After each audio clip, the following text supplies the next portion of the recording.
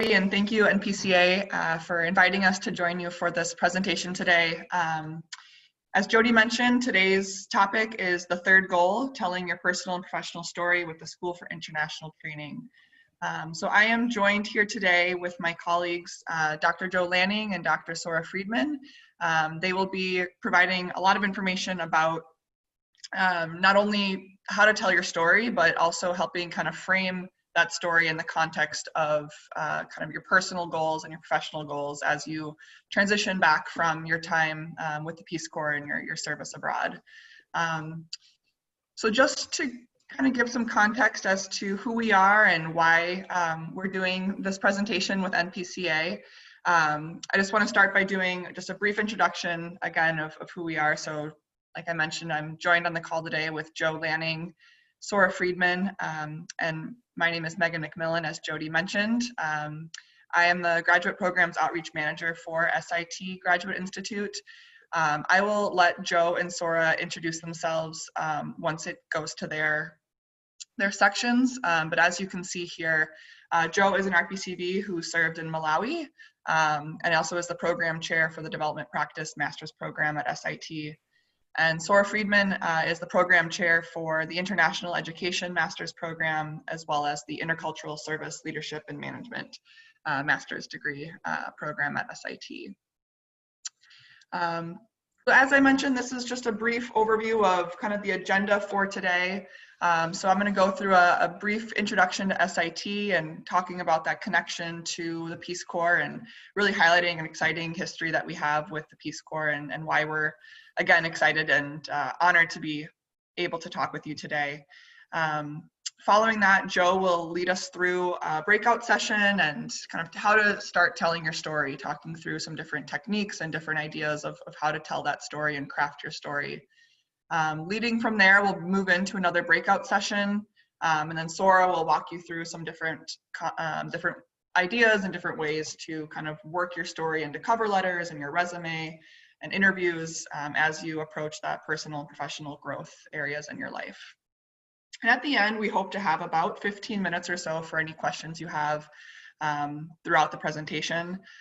Jody is going to be staying on the call throughout the presentation and can assist with any questions you have if there's any issues that come up with audio or visual or anything else that might come up throughout the presentation. And then at the end, we will be answering those questions that you can ask through the chat function. And depending on how many participants we have, we may also just open it up and allow you to unmute yourself to ask the questions orally that way, just so we have a nice dialogue going as a group. All right, so just to give you a brief history of kind of SIT and why we're joining this presentation.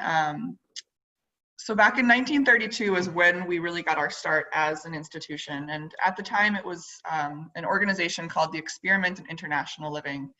And this really was an opportunity after the First World War for young people and youth in the US to really have the opportunity to do an international exchange program. And it was really one of the first international exchange programs of the time. These young people were able to go over to Europe and really have this opportunity to understand the importance of language learning and the importance of living in a homestay and having the chance to understand the importance of intercultural understanding and intercultural learning and cross-cultural skill sets that many of those young people learned. Fast forward to 1961 when President Kennedy was tasked with the project of starting the Peace Corps. And one of the experimenters several decades earlier was a man by the name of Sergeant Shriver. And so when President Kennedy was tasked with starting the Peace Corps, he called on Sergeant Shriver and this experience that was so transformative as an experimenter on the experiment program and said, you had this experience, I would love to use all of the different skill sets and all the different ideas and values and concepts that are very much a part of the experiment to launch the Peace Corps. And at the time, the experiment was based in Brattleboro, Vermont, where SIT's campus is based today. And so at the time, the Peace Corps really thought, well, let's use a lot of these different language learners and these interculturalists that are all based in Brattleboro to really start the Peace Corps and really start the training before going in country. After a couple of years, the Peace Corps decided to start doing some of those trainings in country instead of having them happen here in the US. And so at the time we had all of these amazing interculturalists, these language learners, these cross-cultural professors and teachers that were all based in Vermont. But we didn't have any students, we didn't have any Peace Corps volunteers, we were kind of lacking in having the student base. And so at that point we launched SIT Graduate Institute. And so it was several years later when we received our accreditation through NEASC, or the New England Association of Schools and Colleges. But one of the first master's programs that we offered was a Master's of Arts in Teaching English to Speakers of Other Languages. And we've had many RPCVs who have joined that program since then. And it really is kind of the hallmark program of what represents SIT and really valuing that social justice and kind of that experiential learning component to our programs. Fast forward to today, and we've had several different iterations of programs at SIT. We've had our graduate programs that really started what SIT is known as today, but through the years we've offered undergraduate programs, undergraduate study abroad programs. We've had our on-campus graduate programs, our hybrid low residency programs, which we still offer today, and our newest programs being the global master's programs that allow students to really have the opportunity to do a comparative approach to a topic like development practice that Joe is the program chair for, where you're going to be looking at the development practice from the lens of Malawi, Ecuador, and Uganda. And so through the years, we really have shared these values with the Peace Corps and really valued the relationships that we've had. And this relationship has really been there since 1964.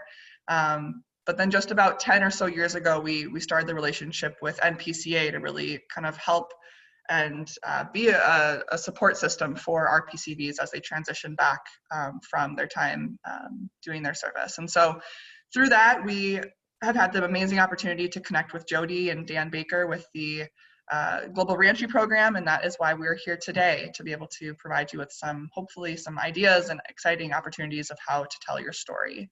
And so with that, I'm going to pass it over to Joe, who will be walking through this first breakout session. Hopefully have all of you get a chance to get to know each other a little bit more. Thanks, Megan. Hi, everyone. I am very, very excited to be here today and get the chance to talk to you. Obviously, it would be a lot of fun to be face-to-face and being able to have more of a conversation with y'all. I do feel like I kind of already know all of you as an RPCV. It's been a long time. I was volunteering in Malawi in Southern Africa from 2000 to 2002. I was a health volunteer. I was doing HIV/AIDS education work. And hopefully throughout the session, I can kind of tell you some little pieces of my story as we go, because I continue, 20 years later to learn from the process of telling my story and really have the chance to think through what it means to talk about my experience, which is based on the experiences that I had with so many amazing people in Malawi and in my host community, at the health center I worked at, and sort of what it means to be the person that has the privilege to have done my service and then come home. And for me, I took the third goal very seriously.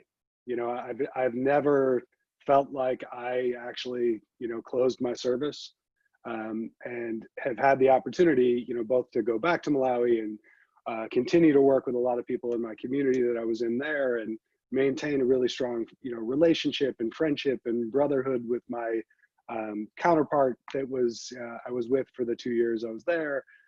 So for me, the third goal aspect continues every minute of every day. I honestly, I feel very, very confident saying I have not gone a day since August of 2002 to June of 2020 without at least saying the word Malawi at some point in the day.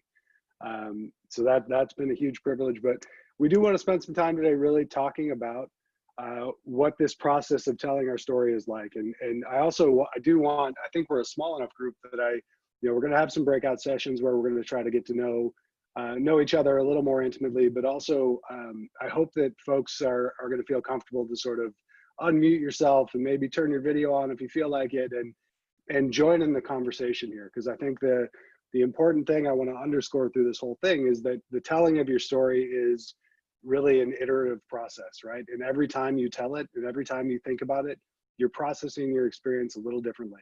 And you know, I hope that you get the chance to talk about what it's been like for those who might have been recently evacuated, or if you've got folks who, you know, COS previously, what it has been like, especially in this moment in time, to tell your story. And so we're going to get into a lot of that. I do also want, you know, hopefully in these breakout sessions, if some of you aren't already connected, you know, hopefully connected with your cohort of volunteers that you served with, but now hopefully connected with a larger network of volunteers who are thinking about similar issues, and, you know, joining a webinar like this because you're excited to think about this question and, you know, what does it mean to tell your story? And I hope that, you know, we can find a way to connect with each other, either through the chat, share emails, in your breakout session, try to get to know each other, and, you know, maybe build another cohort of people to talk about your experience with. I will say that, you know, I'm really, again, really pleased to talk to you. I'm not here to necessarily tell you how to tell your story, or tell you that there's a formula that's the right way to tell your story or anything like that. I think Sora and I are both here today and really excited to be here to sort of talk about what the process might look like, facilitate a conversation around what it has been like so far, and then think about what it could be like in the future, which, you know, makes me think of kind of the most important story I learned in Malawi as a volunteer. And I'm going to ask you to unmute yourselves for 1 second because I have a question for you. If you don't feel like talking on Zoom, you can also answer it in the chat if you know how to use that function. But my first important question is, what is special about a chameleon? And anybody, just jump in. We're all friends here. Adaptability? Changes color. Changes color, adaptability. Okay. Flexible. Anybody else? Flexible. Anybody else? This is my favorite game. What's special about a chameleon? Adapts to its surroundings. Excellent. There's another thing that's really unique about a chameleon. Think about a chameleon's eyes. They can look anywhere? They can look anywhere.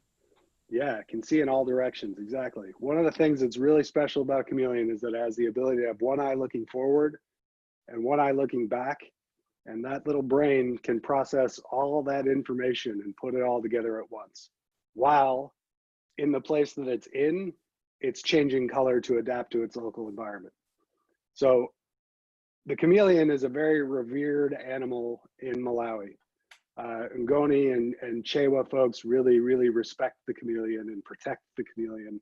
And they protect it for that exact reason, because the chameleon is an example for us all to think about the ability to be looking at where we've come from, be looking about where we want to go, and being flexible and adaptive in the place that we are.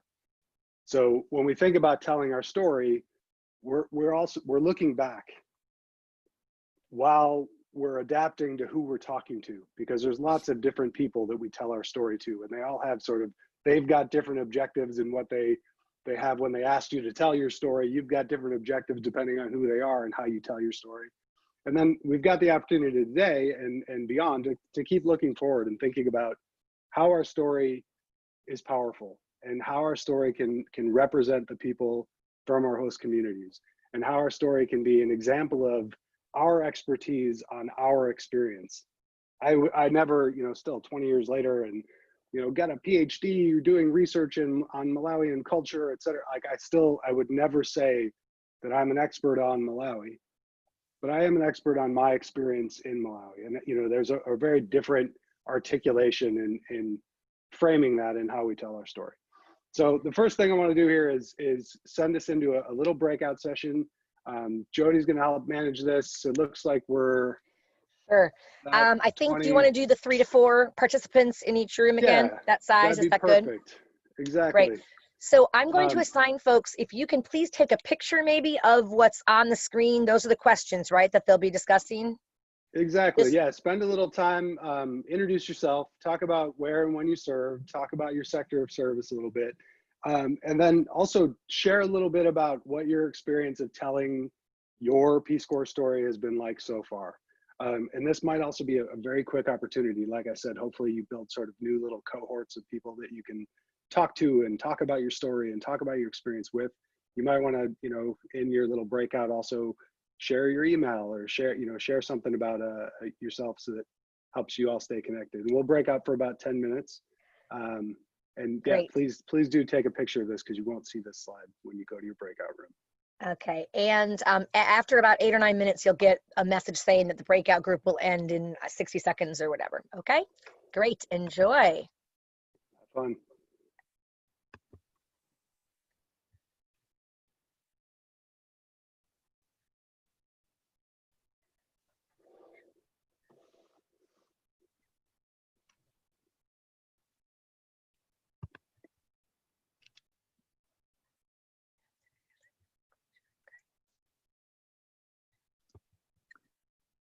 Joe. Welcome back, everyone. So we've got, we closed up our PowerPoint there for a second, so we can now see a lot of folks face to face. If you feel comfortable and you've got the bandwidth, no pressure to turn on your video, but if you'd like to, we'd love to see who we're talking to, and if you have that capacity. I want to take a minute now that you're back from your breakout to ask a couple questions. Similar to those questions you just shared, we don't have to go, everybody go back and share your area of service and all of that now, but thinking about what you talked about in your group, and particularly that last question of, what's the experience of telling your Peace Corps story been like so far? I wonder if some folks might be willing to share and answer a little bit about, what's it been like to tell your story? And when you do share, it'd be great to answer those other questions just quick, like, hey, this is where I served and this is what I was doing. Anybody feel comfortable letting us know what it's been like to tell your story? I told my story. I'm an evacuee. So I started service in Guatemala in December of 2018. And I came home in December of 2019 to watch my son graduate from university. I'm older than the rest of the people I see on the screen.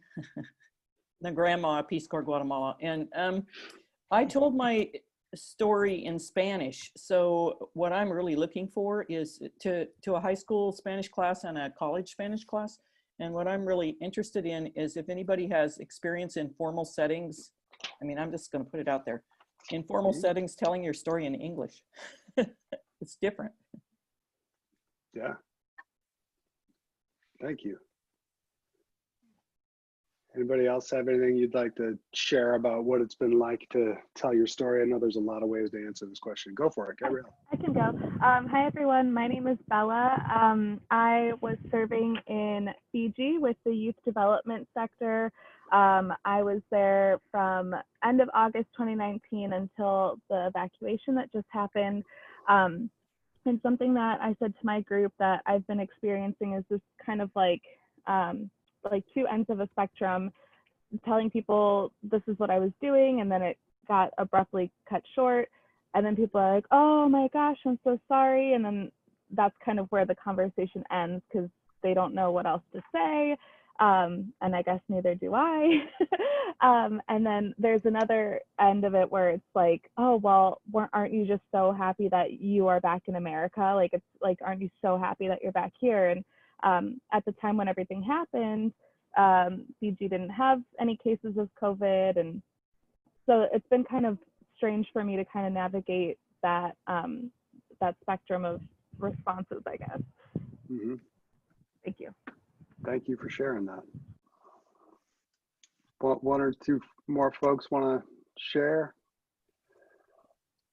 Well, hey everyone. So I'm an education volunteer or returned volunteer. I served in Rwanda from 2010 to 2012, Ethiopia from 2016 to 2018, and I was in Uganda until the evacuation. And having served multiple times, it presents unusual challenges in telling the story, because you either feel like you have to tell everything about everything or risk confusing people. And I'm interested in figuring out how to really streamline that, because I need somewhat more than the elevator pitch, but less than a life story. Mm-hmm. Thanks.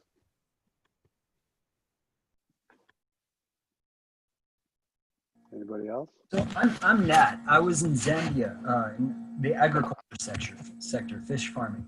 And I was thinking about the extent to which telling my story to friends and family is not really talking about service, not really talking about work done or anything like that, but talking about all of the ways in which life was so completely different where I was.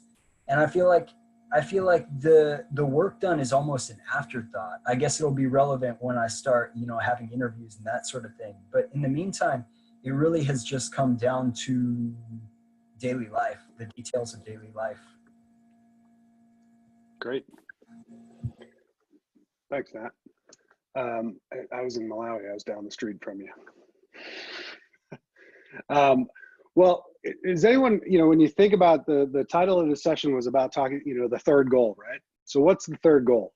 Can anyone state off the top of your head what the third goal is? Isn't it like teaching the people of your national country about your host country, basically, in simpler terms? Yeah. Yeah, I mean, as it's framed on the Peace Corps website, it says to help promote a better understanding of other peoples on the part of Americans, which is, it's asking a lot, right? And that's a lifetime goal. As I tried to say, I've been back for 18 years, and it's every day. It allows me to still be a Peace Corps volunteer, So for those of you, and I want to take a minute to pause and just say, I'm holding those of you who were evacuated. You had a very particularly difficult situation. Obviously, Peace Corps did not turn out to be what you expected. We're all feeling the continued impacts of this global pandemic. You came back to the United States in a time where absolutely necessary, but pretty unbelievable turmoil going on and confusion and changes going on at home.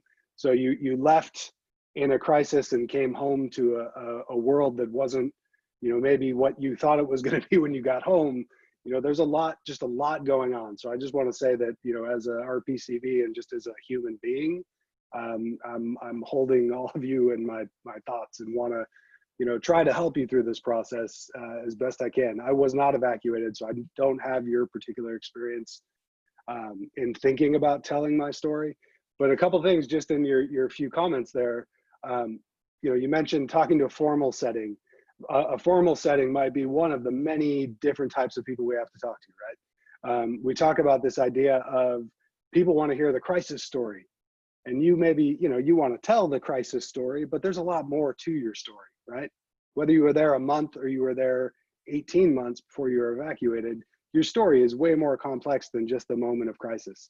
And for many of you, I'm sure, thinking about the crisis is something that's still going on every day. When you're thinking about COVID, and you're thinking about your host community, and you're thinking about your counterparts and the people that lived in the community you were in, it's not over for you. It's not like the crisis happened and now you're home and everything's fine. So there's that crisis story that people want to hear. That might be part of what you want to tell, but not the whole story. So it brings me this next question of who do we talk to? So I want to spend a minute here to think of some of, as a strategy, here's the strategy here. Who are some of the archetypes that you talk to? And let's name them and think about them and think about what their objective might be in hearing your story or asking about your story. And their objective might be just that they feel obligated to ask you. Somebody's objective might be that they really care about you and they want to hear the whole thing. And there's a whole spectrum in between there. So let's think of some of the archetypes of, who do we talk to about our story? And then with the goal of getting to the idea that you have to take some of the power in the telling of your story. And what I mean by that is that you have the right to decide when enough is enough. And I mean that by saying there's some folks, I think about when I first got back, and some folks ask me, oh, how was Peace Corps? And it's like, how do you answer that question, right? Like, you can't answer that question. And what I had to do was start to, and sometimes it's based on some assumptions, but get to the point of thinking about what might be the objective of the person I'm talking to, and how far am I willing to go? And how can I lay that out as part of telling my story? And this is more the personal side. Obviously, it can be very different in a professional setting where you're trying to talk about your skills and trying to frame yourself in a professional way. But even there, you also have some of that power. So let's spend a minute here, as a group. And again, please unmute and video if you want to. But I want to think of some of these archetypes. And everyone familiar with the word archetype? Like, I'll name an archetype. I have one. Yeah, go for it. One of them, Clueless. usually it's from my older relatives, but one of them is definitely is like the most white savior thing ever. And as someone who's like still educating themselves on it and trying to like get away from that stereotype, it's really hard to I'll have an aunt tell me, be like, oh, you helped all those poor people in Vanuatu, and like, oh, that's so amazing that you did that. I'm like, oh, they're not poor. Like, there's no homeless people there, and like this and this, and like trying to like be like, you don't get it, like you weren't there, so like don't make all these assumptions. You hadn't even heard of Vanuatu 2 weeks ago, so Right. So that's really frustrating, I would say, is that conversation that I've had with, usually it's a slightly older generation. It's usually like my parents and their friends, my aunts and uncles, but I know it can also come from my peers as well. Yeah, for sure. All right, we'll name that one as, the white savior archetype. Is there another archetype that folks have felt like, you've talked to since you've been back? I don't know if it's necessarily like an archetype, but I would say like not seemingly being as relatable as you were before like your Peace Corps experience, if that makes sense. Like you seem a bit more unrelatable because you've had like such a different experience and such. I see people nodding. Okay, cool. I'm not alone. Yeah. So, and I've lived abroad before, like without Peace Corps, like on my own many times. And it's just, and then when you come back, it's like you have a different, more worldly view of things. You are more open to different ideas and you understand different cultures without going to the assumption, like I believe it was Melissa was her name, that was saying that maybe the older generation, and not for everybody, but maybe tend to look down when they hear like, not on you, but on, host country nationals, and, oh, it must be so poor and awful. And you're like, whoa, you're like, calm down. Like I was serving in the Republic of Georgia, which is quite a developed country actually, but I was still living in a village. So it's really quite interesting to have to like explain that. And then sometimes I feel like, is it worth explaining? And also being an evacuated PCV on top of it. And then on top of that, I'm actually from the country I served in. So I've been trying to educate people my entire life that Georgia is also a country, not just a state. And so having to educate people on my people and then having to continue doing it is a lifelong process. And it's something that all of you, if you're not ethnically from the country you served in, you're going to find yourself going to, having to not deal with that, but having to educate people. And it does get tiresome at a certain point. It's like, all right, I can only educate so much. But the people that you do educate on your, the country that you served in will hopefully be open-minded and less willing to make assumptions about things, but you will find yourself feeling like, I'm like unrelatable now. I remember when I first came back, I was living in Beijing for about 2 years before COVID, don't worry, before COVID. And I came back home and you know, I was hanging out with a few friends and I thought I have like nothing in common with these people anymore. Cause like, I don't know, because I ended up also backpacking through like a bunch of countries and doing all this stuff. And so when I came home, I was like, I don't want to talk about that and have people be like, oh, you're like one of those Instagram travel people and you just think you're better than everybody. And, you know, like, we get it, you travel, you know? So I'm like, there, to a certain point, it's like, you know, like how relatable can I be at this point to people that I was close with before? And I don't know if that's something you guys can relate to. I just thought it just an idea that I thought I would like just bring up. Yeah, I thank you. I mean, the number of head nods while you were talking about that should to show you. I don't know if the intention of the webinar, Jody, was to create a support group, but I think we might have just done that. You know, I think it's important when you think about telling your story is knowing you're not alone in having that feeling, right? You're not alone in the sense of, you know, when you left and when you got back, you're, even whether it was a month and you were evacuated or you know, Alistair, you mentioned your third time of being a volunteer, and each time you've done it, you've, I'm sure, had that experience. So, you know, and everywhere in between, you can't have an experience like that and come back as exactly the same person. And, you know, for me, one of the things I know when I think about my own experience and sort of telling my story is that people didn't realize that, right? As you're saying, you know, people who I left and, you know, they went on with their lives in the US and I went on with my life in a totally different place. I came back and we had diverged quite a bit, and that can be challenging. So we mentioned that we change, right? We mentioned that we might have to sort of answer the folks who have an assumption. You know, maybe they're coming from more of a white savior perspective. They might have some assumptions about what your experience would have been. Is there anyone else that jumps out to you as sort of an archetype? I often, you know, I have this conversation. I lead undergraduate study abroad programs, and we have a similar conversation like this after the semester abroad. And students are always kind of panicking about, like, you know, I'm going to go back and I'm going to be at a frat party. And, you know, at the frat party, and somebody's gonna be like, how was Malawi? And, like, you know, they don't really want the answer, right? Like, it's not the environment to tell the story.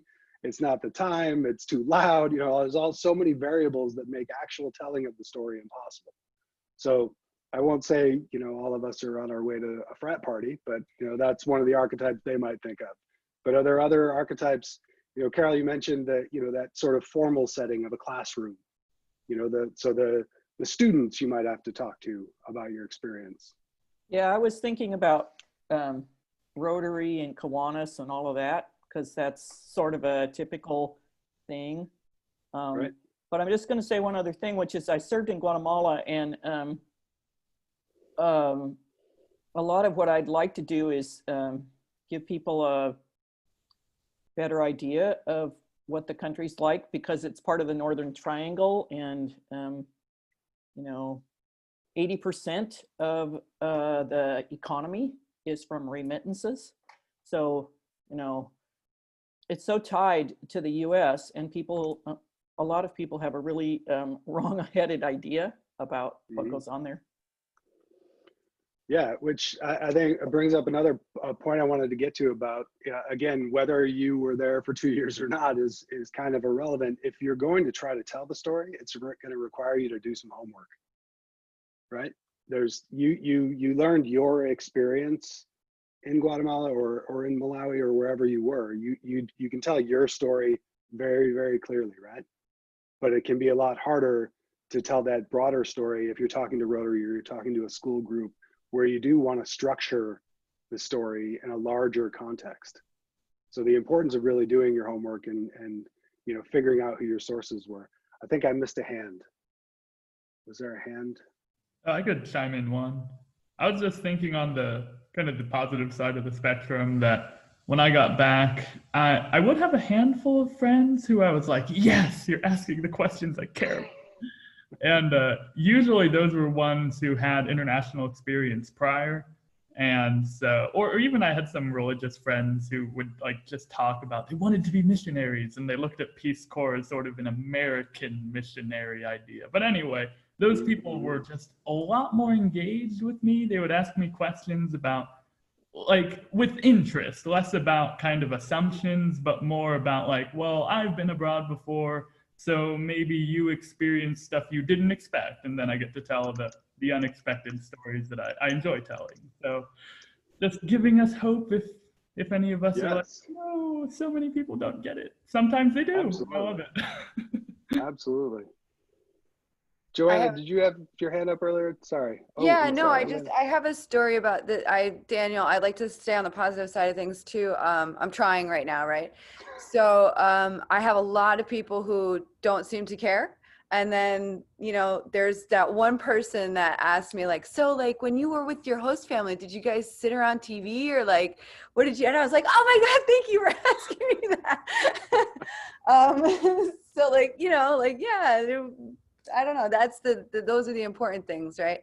And in regards to telling my story, I've found that I found one story that's really fun and people love to hear. So no matter what angle they're asking me from, it seems to make sense to them, right? So if someone's like, so how was the Peace Corps? I'm like, well, I saw my 14-year-old host nephew shoot a bird out of mid-flight with a slingshot I didn't even know he had on him. And people are like, whoa, really? And you're like, yeah. And they're like, cool. And it makes me feel good. It makes them feel good. And then, you know, usually that's it, right? Like they don't want to engage further in the conversation. So yeah, I know, yeah, I don't know about other archetypes though. I've been trying to figure it out during the course of this conversation, but I can't come up with archetypes that I talk to. My strategy is just telling that one story over and over again, and people seem to kind of like it. So That's, I would say, and if I can give some advice, I think that's a great strategy. And something I would suggest is find that story that can get people's attention and get them excited to want to learn. When I think about the third goal of Peace Corps, the risk in that, and I've definitely fallen into this trap. You know, I tell people I served in Malawi, and they're like, oh, you know, all of a sudden they're like, oh, first of all, they usually say, where's that? You know, so that's the first moment to be an educator, and someone who gets to tell the story. Because, you know, the important part here for me is often thinking about, like, I'm telling the story and representing a country of 17 million people who I met a few of them that I met very intensely. So when I do have the opportunity to tell those stories, what I try to go back to is telling a story that highlights the life and experiences and hard work and, you know, things like that of somebody that I worked very closely with. Because I find myself, especially early on, I found myself telling the story that people wanted to hear, which fit their assumption of what they thought Africa was, right? When they found out Malawi was in Africa, and they thought, oh, all right, I know what Africa is because I saw that movie or I read that book or what, you know, that kind of thing. So it was easy to find that they would get excited when I told the story that sort of reiterated what they wanted to hear. You know, it fits into their sort of ethnographic present. Sorry, I'm an anthropologist. You can look up what that means. But it fits in their idea of what Africa is supposed to be. So I tried to steer myself away from telling that story. It often involved something to do with snakes or something, you know, like that. And it made me feel good because all of a sudden they were excited and they were focused on it, they were listening to me. But I realized that, like, my truly, like, taking up that third goal meant that I had a responsibility to talk about the Malawi that they didn't know, which in the case of Malawi was all of it, right? But it was about talking about my counterpart and the fact that when, you know, my laptop broke, with no formal training, you know, Jeff took the whole thing apart and put it all back together and got it to work. And it was just like a normal thing for him. And people are like, well, how is that possible? And I'm like, well, his father, you know, they started by working on cars and they were fixing cars for the local health center. And people are like, wait, their dad knew how to do that. You know, like, yeah, there's engineers in Malawi, you know, like, you know, so you create these little windows where you break through the story that people think they're going to hear. And you have opportunities to tell the real story of the people that you know and loved and worked with and had the privilege to learn from. So I throw that out there as like one of the things that's been important to me is to try to explain the stories that people won't hear or people won't see. And I think that, you know, we're in a moment historically where hopefully some of that's starting to change, in the sense that the stories that are being told and the voices that are heard around the world and in the US are being raised up voices that aren't necessarily the ones that we hear in the mainstream, but we're not there yet. So I think I take that third goal as a responsibility, to be an educator. So I think the points I wanted to get to, because we have a lot more to get through and we have like 30 minutes left. Sorry, I get going. I get so excited to talk to all y'all and forget to look at the clock. But some of these points I just wanted to make sure we sort of hit on are knowing your audience, right? Thinking about, and you know, if thinking about archetypes doesn't help you, you know, think about the people that you have talked to so far, and think about what did they want to hear. And again, you know, if we're thinking about talking to a Rotary Club, they've got something that they want to hear. Like that audience has an objective. Your grandparents, they kind of have an objective. And you know, part of what you can do, and I think a skill you probably learned as a volunteer, is that adaptability and sort of learning about who you're talking to and being flexible and being able to. I know the first thing I learned as a volunteer was the ability to like give a speech on the fly all the time. There were the number of times I like walked into a room and people were like, "Ah, yes, Joseph, please give us a welcome speech." And I'm like, "Whoa, what?" And so, you know, you learn how to figure out who your audience is, and, you know, ask yourself that question when somebody asks, like, who is this person and what might their objectives be? Not to say that you have to meet them, but so that you know them in advance. So that empowers you to know the next point. And the next point for me is sort of knowing your limits, because it's okay for you to set limits. And I'm sure you all have at some point here, because it is stressful. It is some emotional labor. It is some, you know, it takes some work to tell that personal story, and to frame it in a way that you're most comfortable telling, and being an educator and representing the community you were in ethically. So know your audience, know your limits. And also at the beginning of the telling of your story, I think it's really important to be clear about whose story you're telling. And I think it's okay for you to articulate that to the person you're talking to, because it might end the conversation right there. That might be the end, and you'll realize the other two things of knowing your limits and knowing your audience might get taken care of, as long as you're clear about whose story you're telling. And by that, I mean explaining, like I just did, you know, I was telling Jeff's story. I was telling my interaction with Jeff. And this is Jeff's house behind me, by the way, if you can see my picture. And I've been an especially lucky Peace Corps volunteer, and I have been able to go back to the community I lived in every year, most years twice a year for the last 20 years. So I've got a particularly lucky situation where my story hasn't ended with my host community. But be clear about whose story you're telling. And then, you know, I want you all, you know, if not at the end of this session and the end of, you know, Sora's going to talk a lot about sort of the professionalization of your story in some ways. I want you to walk away realizing that you've got power in telling your story. And it's an iterative process. Every time you tell it, you're going to tell a different part to a different person. You might find, you know, as you mentioned, you might find that one story that gets the conversation going and opens up the opportunities for lots of other stories. So just know your audience, know your limits, be clear about whose story you're telling, and try to develop a sense of authenticity, vulnerability, you know, and again, as we transition to talking about the more professional side of telling our story, those two things to me are the two most important traits, whether you're telling a personal story or you're trying to talk to a classroom or you're in a job interview, is authenticity and vulnerability. Explaining the limits of what your experience was.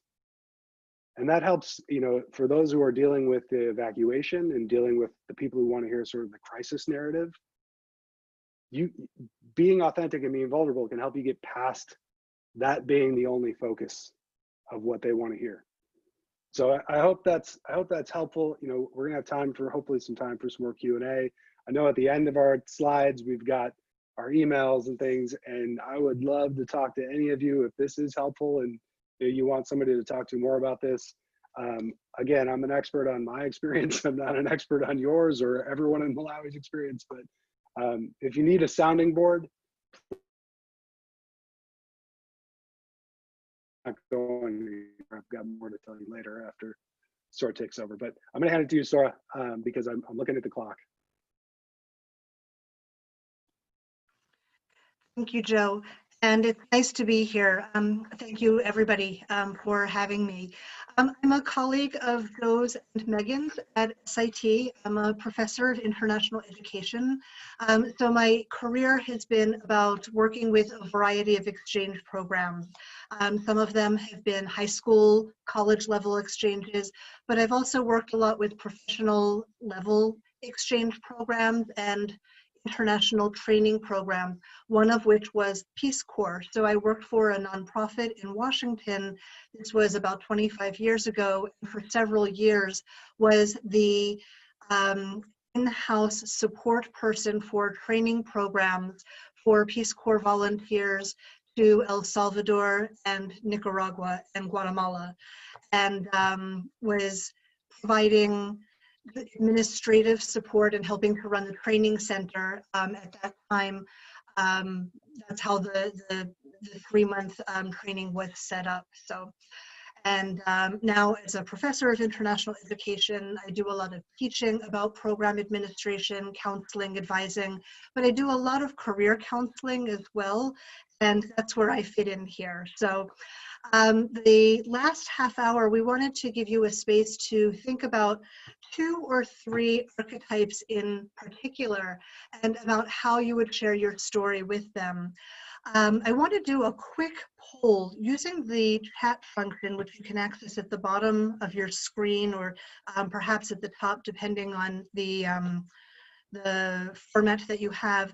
Can you just share very quickly if you were on last week's session with Joe and Megan and myself? Yes, you were, or no, you weren't. I want to get a sense of where people are.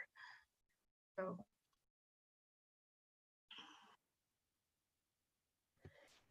Sora, they may have to expand their participants screen to see the yes and no buttons. Just if you don't see them on the top and the bottom of the screen, just click on the participants and it'll be on the bottom up there. It's fine, Jody. We're getting mostly no's, and one that made me smile. Which session was that?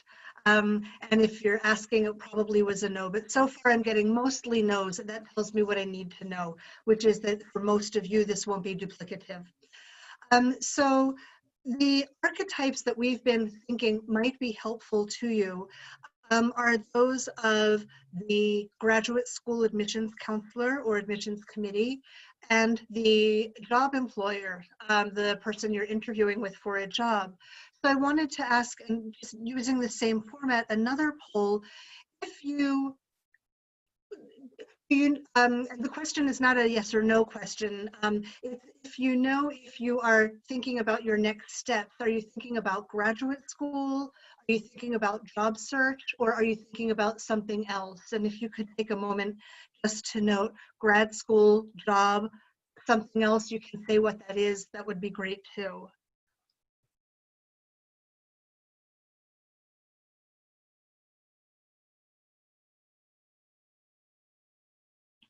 So we've got a couple job searches, return to Peace Corps, writing, Peace Corps, job search, maybe grad school, a service opportunity using Spanish. Great, so here the predominance is job search, so I'll focus mostly about that. I'll note that there are a few slides here about grad school, and when we go to Q&A, you can always ask specific questions about that as well. But again, I'll focus on grad school first. We're going to do a second breakout session in a moment, and the questions that you'll be asked to talk about are predominantly how you would tell your story to, in this case, an employer who is interviewing you for a job. We want to encourage you to think about how you would share what you've been through, and we've just talked about how challenging it is to talk with even just friends about what you've just experienced or what you may have experienced years ago as well. In a job interview, you normally have an hour to tell your entire story, to learn about the employer's story, and to see if there's a connection, if there's a match. So you need to be very strategic about how you're planning that story. So we're going to give you some questions to think about. We are going to frame this by just presenting a little bit about the employment landscape right now and give you some things, some ways to think about framing your story. And then as I finish up with this slide, Joe is going to take you through your charge for that second breakout session. The international employment landscape right now, as you know, is one of the funkiest times that I've experienced. I've been working in the field of international education, and a lot of that with international education development, AID-funded programs, Peace Corps programs, for 35 years now. That said, there are a surprising number of openings, even as many, many people are being furloughed or laid off. So the first impression is one of never being able to get a job because people who had jobs are losing their jobs. But as I scan different websites and employment opportunities, I'm still seeing a lot of job openings, postings, and I'm being contacted as a reference for former students as well. So there's a lot of possibility here. The key is to stay positive and maintain a positive, forward-looking focus so that you are ready when that job that is a good match for you comes up and you find it and you're interested in pursuing it. Some things to be thinking about are ways to frame the skills that you gained as a Peace Corps volunteer. And I would note that while it might be tempting to identify, it might be important for you to identify as an evacuated volunteer. Identifying as a volunteer is, of course, incredibly legitimate. You served, you learned, you gave, you shared, you grew. So how you frame that is something to think about. What are the skills that you used, that you developed, and that you've seeded as possible interest areas for the future? And I'm going to give you some exercises to do after this webinar concludes. So not just starting to reframe and rewrite your resume, but specifically to create a list of skills that you have been using and skills that you want to continue to use and continue to study in the future. What knowledge base have you developed over the past 2 or 3 years, or for some of you, 10 years, 15, previous job experience as well? So what do you know? What can you do? And of course, being able to talk about awareness and attitudes is important as well. The story of your skill set, we suggest that you be able to name those skills, name those bodies of knowledge, be able to define them, because what one person means by program development can be very different than what someone else means by the same term. And a great way to define it is to share a quick example. So you also want to be picking out tidbits from your larger narrative that will serve as great examples as you're involved in job interviews. In terms of an employment landscape, and very quickly, some places that you can look for jobs which will help you frame that job search include a couple of websites such as interaction.org. Interaction is, for lack of a better term, the trade association. Its members are organizations that are involved in international development. There are about 200 member organizations. So again, interaction.org is the website. Go to their membership list. And then you need to look at each of the member institutions just one by one to see if they have a geographic focus that is a fit for you, and to see what their content area focus is.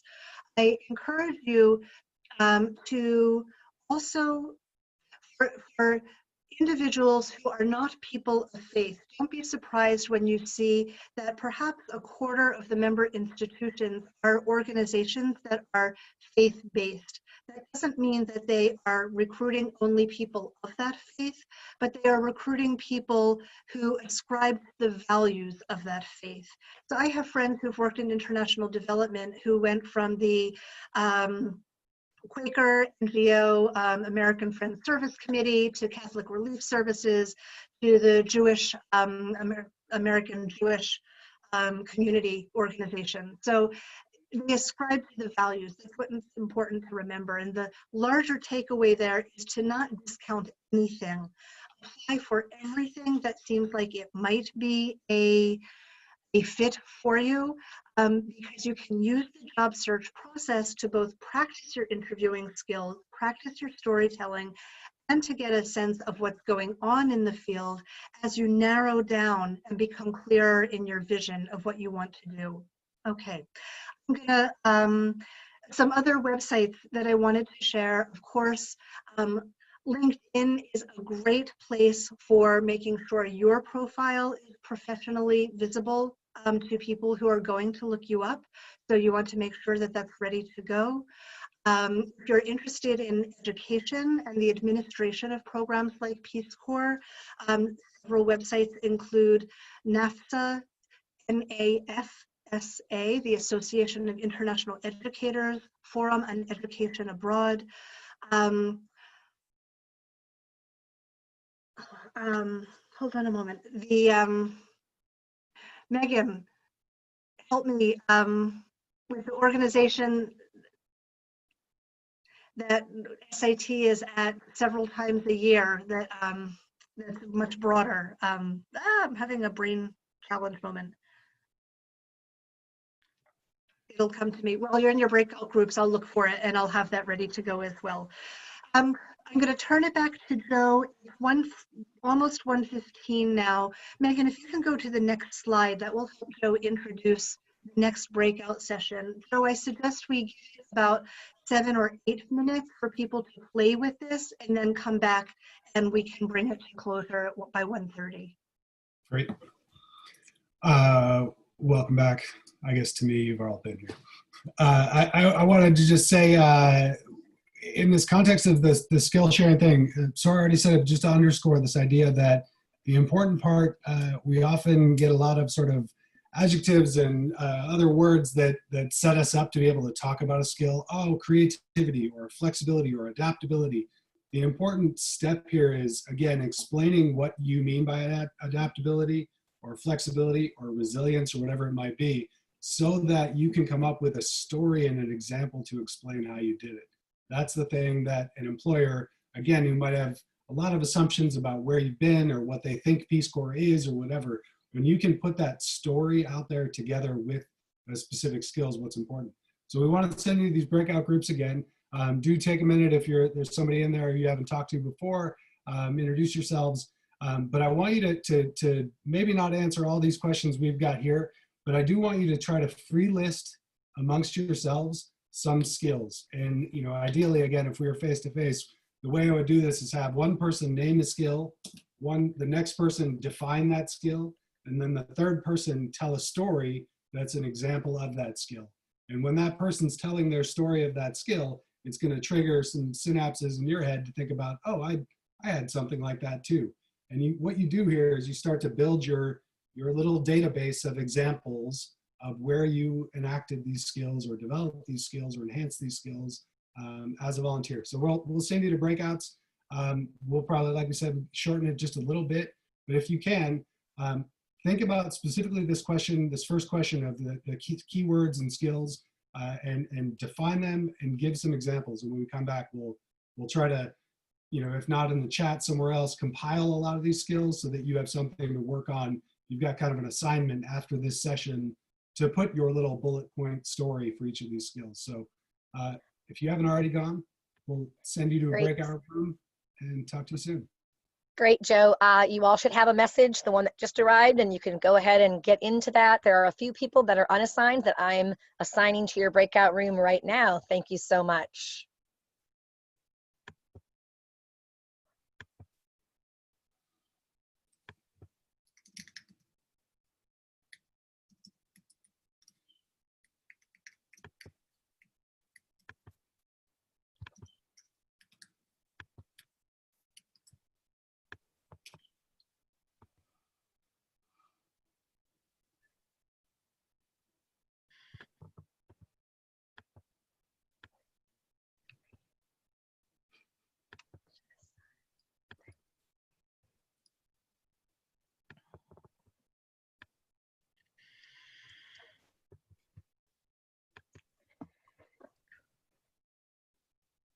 think everyone has perhaps gone. Let's just see. Because we're getting to the end of the scheduled time here, we don't want to keep you over. What I'm going to ask is, from your breakout groups, using the chat function, if you can just type in the 1 or 2 or 3 word skills that your group talked about.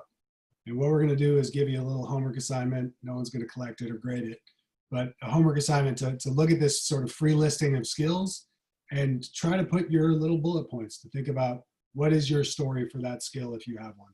So if anyone wants to just fire away, I'm going to pass it back to Sora here, but you can just load up the chat here with your skills, and then you've got some homework to do. Thanks.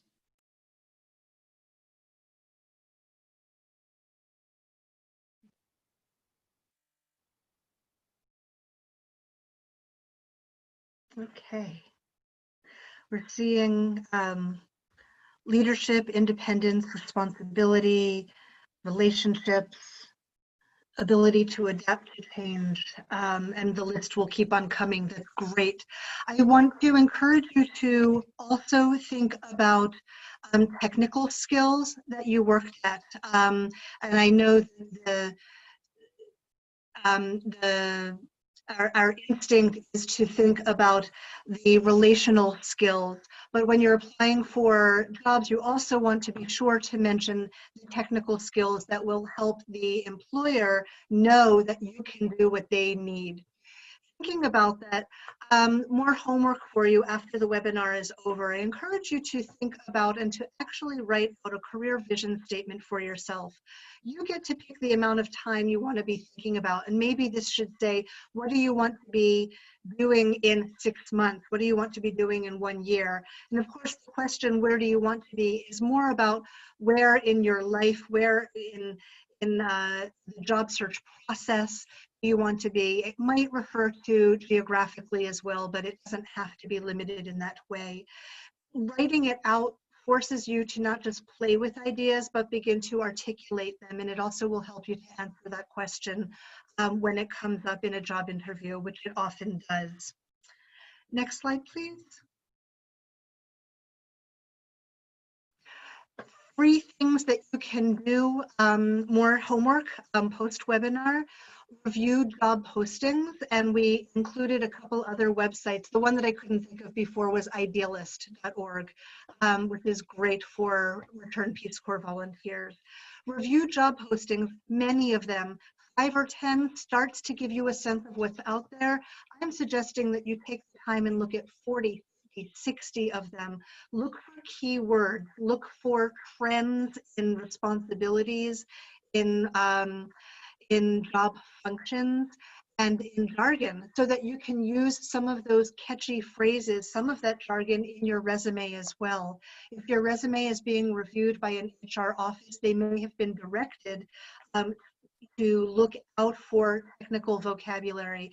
So you want to make sure that that appears in your resumes and in your cover letters. Conduct informational interviews. Ask for half an hour of somebody's time. Set it up via Zoom or the platform of their choice, and have 5 questions ready to ask them. How did you get to where you are now? What skills do you use in your work? What do you know now that you wish you knew 5 years ago when you were starting, 10 years ago? What are the trends and the challenges that you're dealing with in your day-to-day work? And that's actually 5 questions. Send a thank you note. A handwritten thank you note will stick out. It's hard to do, but it makes your profile rise to the top of the pile. And only in the thank you note, mention if you have a job opening for you for which you think it might be a good match, please feel free to contact me. If you write blindly to people asking for interviews about jobs, they're going to say no. They get too many requests. They've got too much work. People love to talk about themselves, though. So if you ask them to talk about their path, and that you see them as somebody that you can learn from, they're more likely to say yes. Ask for half an hour, but plan for an hour, because people usually talk more than anticipated, as you can tell. And start to put all of your learning into your resume and your cover letter drafts. Have several versions depending on the organization that you're applying for, but having that ready to go, making sure that it is aesthetically pleasing and perfect is important. You don't want to give a reviewer any reason to discount your resume, and a typographical error makes it too easy for them to say, oops, poor attention to detail, they're out. So 3 things that you can be working on right now. For those of you who might be thinking about grad school in the future, here are a list of considerations that you can think about as you look at various schools that are out there. And you'll have access to this webinar afterwards, so don't worry that you have to note them all down very quickly right now. You'll be able to look at them again later. But these are great objective criteria by which to evaluate the myriad grad programs that you'll be looking at. Of course, I would be remiss to not note that SIT's got some great options. Here you've got our low residency programs, which are part-time programs that run over a 2-year period so that you don't have to leave home if you don't want to, or should you return to Peace Corps service by the time that you begin your grad studies, you can continue in the program from wherever you are, wherever you're serving. Our global programs are full-time programs in which students spend 2 semesters in full-time academic study in 2 different places in the world. For example, the program that Joe chairs, COVID accepted, would have students in Ecuador for a semester and, Malawi for a semester. Our Global Masters in International Education takes students to Vietnam and to Chile. Each one of these is different. Afterwards, students spend 1 or 2 semesters doing a practicum, independent research to create and produce a graduate level capstone or akin to a thesis paper. So you can, of course, go to our website to learn more information about each of those. And then next slide, please. Here are our emails if you have any questions. I'll note that summer has us taking vacations and being out of the office for sometimes extended periods. If you write to one of us and you get a message, don't worry, somebody will get back in touch with you. It might take a couple of days. If it's not Megan or Joe or myself, one of our colleagues will get back in touch. But we welcome any questions that you have about the content in general. Joe will love to talk about Peace Corps processing with you in more detail, of course. I'm happy to talk about job search or grad school thinking too. And it's been a pleasure. We'll open it up for Q&A because all of us are happy to stay on longer for those of you who are able. And I'll ask if Megan or if Jody have any, and Joe, if you have closing comments, go for it. Thank you. Megan? No, Sora and Joe covered most of it. I guess I'll just say thank you to everyone who's joining. It's great that this has become not just an information session that we're sharing with you, but it also has become a little bit of a support group for everyone that has joined. I can see there's a lot of Facebook and LinkedIn pages that are going on in the chat function. So if you haven't checked that out, hopefully you can connect with some fellow RPCVs and PCVs. So thank you to everyone.